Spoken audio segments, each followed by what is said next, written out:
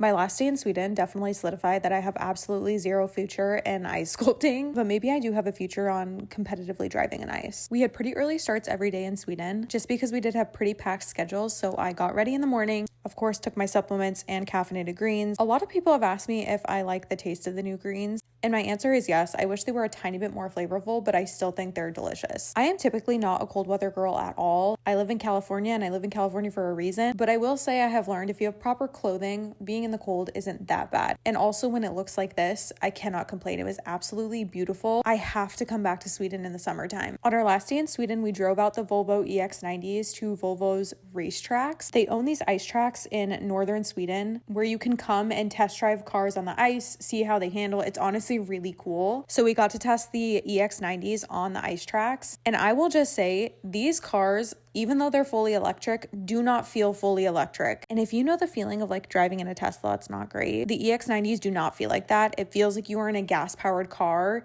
It feels like you can totally weather whatever the environment is outside. I had complete control of the car the entire time, even though we were sliding around on ice. It was honestly amazing. My mind was blown. I was so happy that I got to meet and hang out with Christy on this trip. I had been a follower for a long time. We had a lot of mutual connections and it was so fun spending the week with her. We also had one of the Volvo professionals drive us around on the ice and he just kind of like ripped it. He went as fast as he possibly could, which was so fun, but honestly, it wasn't even scary in any way. Like he had complete control of the car was not going anywhere. It was honestly so awesome and fun. I am 100% sold on this car. I do have an XC60, but I'm not like, how do I get the EX90 in my hands? After the drive test, there was a professional ice sculptor that told us all about her career, and we got to sculpt cars in the ice, but trust, I was not good at that. We had some reindeer bone broth, some elk, lots of game meat, and then we hopped back in the car and drove back to Lily before heading home the next day. Honestly, it was an incredible day.